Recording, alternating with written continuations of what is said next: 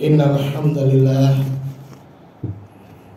nahmaduhu wa nasta'inuhu wa nastaghfiruh wa na'udzu billahi min syururi anfusina wa min sayyiati a'malina may yahdihillahu fala mudhillalah wa may yudlil fala hadiyalah. Asyhadu an la ilaha illallah wahdahu la syarikalah wa asyhadu anna Muhammadan abduhu wa rasuluh. Allahumma sholli ala sayyidina Muhammad wa ala alihi wa sahbihi ajmain, amma ba'du. Ya ayyuhalladzina amanu taqullaha haqqa tuqatih wa la tamutunna illa wa antum muslimun. Masyarul muslimin, sidang Jumat yang berbahagia. Pertama-tama, marilah kita panjatkan puja dan puji syukur kita kehadiran Allah Subhanahu wa taala, di mana pada hari ini 13 Rabiul Awal 1445 Hijriah atau bertepatan dengan 29 September 2023, kita masih diberikan nikmat iman, nikmat Islam, nikmat sehat, sehingga pada hari Jumat yang barokah ini kita bisa berkumpul, bertemu kembali untuk mengikuti sholat Jumat di Masjid Al-Bina yang kita cintai ini. Sholawat dan salam tercurah kepada junjungan kita, manusia yang paling mulia, baginda Nabi besar Sayyidina Muhammad, Allahumma sholli wa sallim, beserta para keluarganya, para zuriyahnya, istri-istrinya, sahabatnya, dan semua pengikutnya.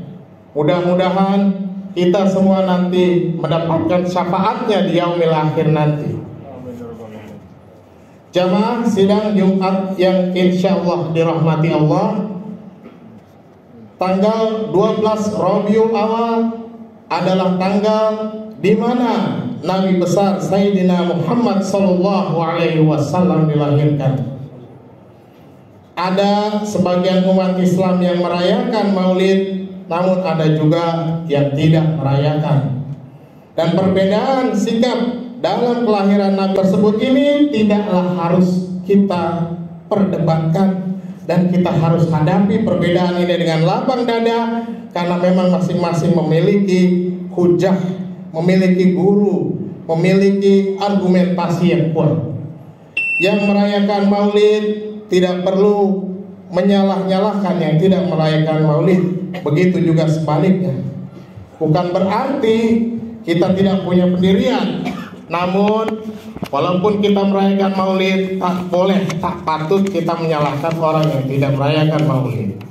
Masing-masing kelompok memiliki ekspresi yang berbeda-beda.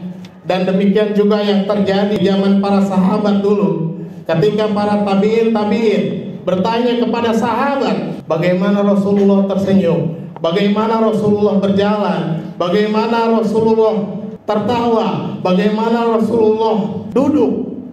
Sebagian para sahabat ada yang dengan mudahnya menjelaskan, menggambarkan bagaimana Rasulullah. Sebagian lagi ada yang tidak sanggup dan tidak mampu untuk menatap wajahnya. Dan ketika ditanya bagaimanakah cara senyum, bagaimana barisan gigi Rasulullah, bagaimana gaya bicaranya, ada yang dengan lancar, ada pun yang tidak mampu menjelaskannya. Karena apa? Demikianlah perbedaan cara para sahabat dalam mengekspresikan cintanya kepada Rasulullah SAW.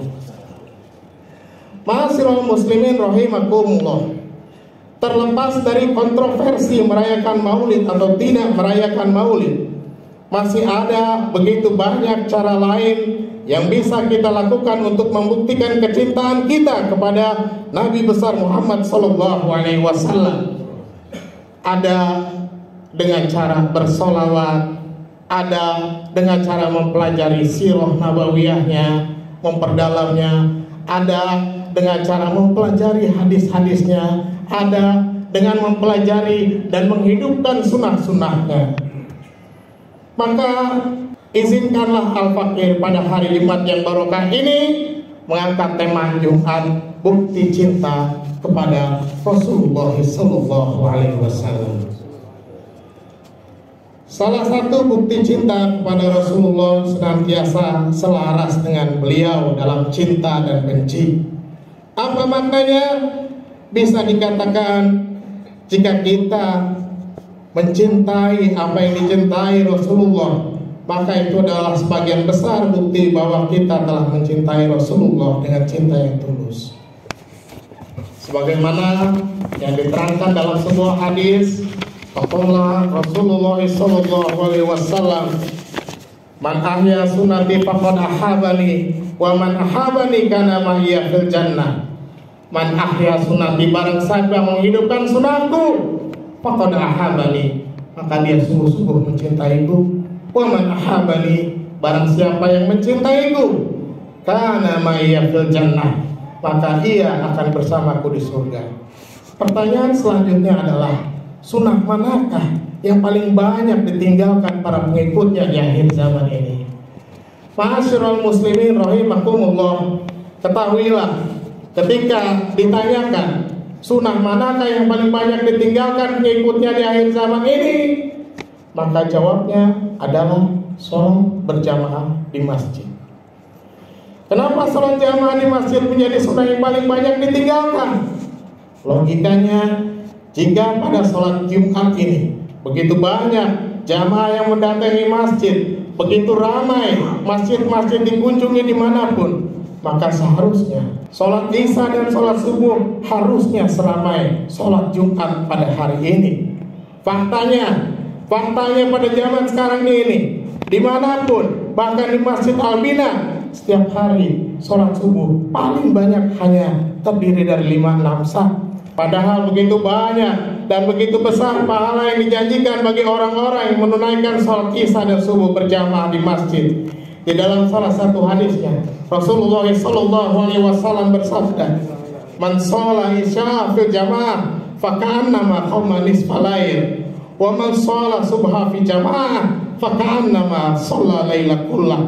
Man shalla isya fi jamaah, barang siapa yang sholat Isya berjamaah di masjid, faka'annama qama nisfal lail, maka dia bagaikan sholat separuh malam. Wa man shalla subha fi jamaah, barang siapa yang melaksanakan subuh berjamaah, faka'annama shalla laila kullah, maka dia bagaikan sholat sepanjang malam.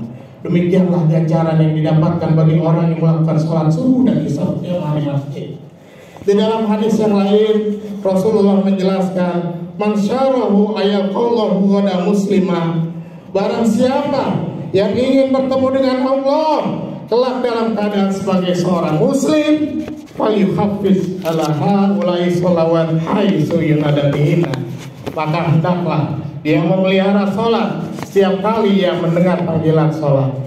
Fa innallaha syara'a li nabiyikum sallallahu alaihi wasallam sunanal huda. Sungguhnya Allah telah mensyariatkan jalan-jalan petunjuk. Wa innahunna min sunanil huda, dan sesungguhnya sholat berjamaah merupakan bagian dari jalan-jalan petunjuk tersebut.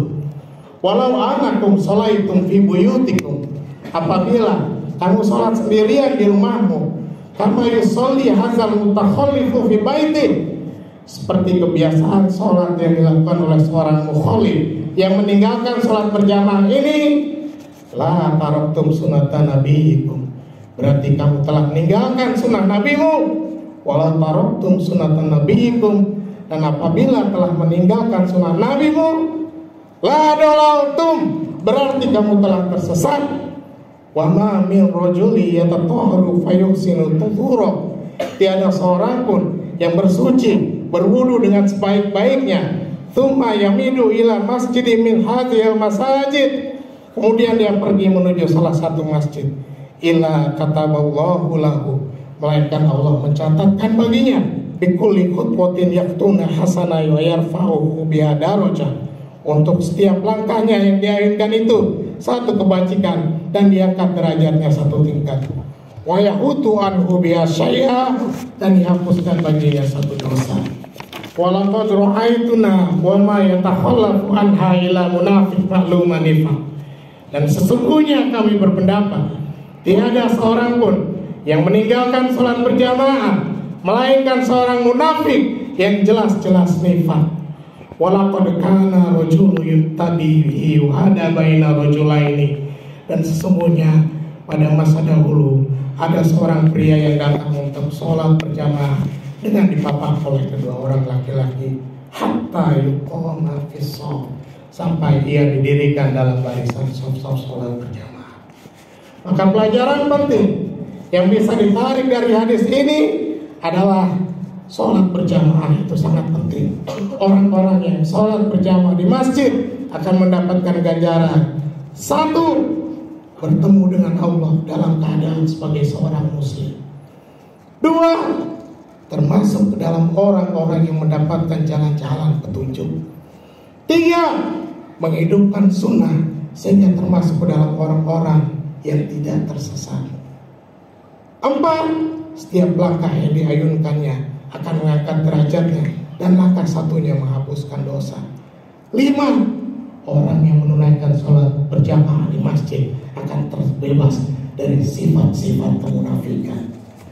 Ma'asyiral muslimin rahimakumullah, imam-imam mazhab memutuskan memberikan hukum-hukum yang berbeda terhadap sholat berjamaah di masjid. Sebagian ada yang mengatakan sholat berjamaah di masjid fardu ain, fardu kifayah, dan lain sebagainya. Dalam sebuah hadis lain lagi diterangkan, waladzi nafsi biyadihi, demi zat yang jiwaku berada di tangannya, laqad haramtu an amura bi khatabin fayahtatam, sungguhnya aku bermaksud hendak menyuruh orang-orang mengumpulkan kayu bakar, tsumma amura bi sholati fayuwazzana laha, kemudian menyuruh seseorang menyerukan azan, tsumma amura rajulan fayahumanas, lalu menyuruh seorang pula untuk menjadi imam bagi orang banyak, tsumma akhalifu ila rijalin la yashiduna shalah, maka saya akan mendatangi orang-orang yang tidak ikut berjamaah, fakhariqu alaihim buyutahum, lantas akan bakar rumah-rumah mereka. Masyaallah muslimin rahimakumullah, ketahuilah sungguhnya dalam hadis ini Rasulullah tidak pernah membakar. Itu hanyalah demotivasi bagi pengikutnya, bagi umatnya untuk sungguh-sungguh menghidupkan sholat berjamaah di masjid.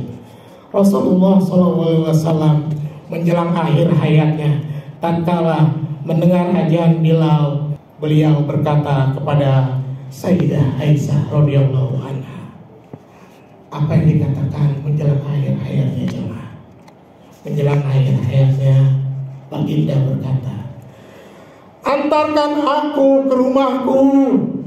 Sayyidah Aisyah keheranan dan seraya bertanya, ya Rasulullah, bukankah ini rumah engkau wahai kekasih Allah? Rasulullah menjawab, bukan, rumahku adalah masjid. Dalam hadis riwayat Ahmad ditegaskan, para malaikat mendoakan dan mengaminkan doa mereka yang memakmurkan masjid. Maka sebelum Al-Fakir menutup khutbah Jumat yang singkat ini, Al-Fakir berpesan kepada seluruh jamaah sholat Jumat di Masjid Al-Bina ini untuk selalu menghidupkan sunnah sholat berjamaah di masjid sebagai bukti cinta kita kepada Nabi Muhammad. Apakah kita masih pantas disebut sebagai pecinta Nabi?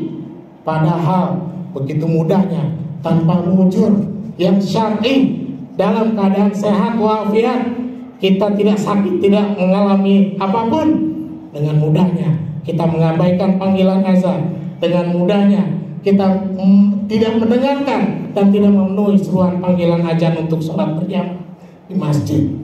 Apakah pantas kita berada di surga bersama Nabi? Padahal kita sebagai umatnya hanya pergi ke masjid satu kali, satu pekan ketika sholat Jumat saja. Allahu a'lam bishawab. Demikianlah sholat khutbah Jumat yang singkat ini, mudah-mudahan bermanfaat dan bisa menggugah hati para jamaah semua, dan mudah-mudahan bisa mendawamkan sholat berjamaah di masjid sebagai bukti dan cinta kita kepada baginda Rasulullah sallallahu alaihi wasallam. Barakallahu li wa lakum fil Qur'anil Karim wa nafa'ani wa iyyakum bima fihi minal ayati wa zikril hakim wa taqabbala minni wa minkum wa tilawatahu innahu huwal ghafurur rahim.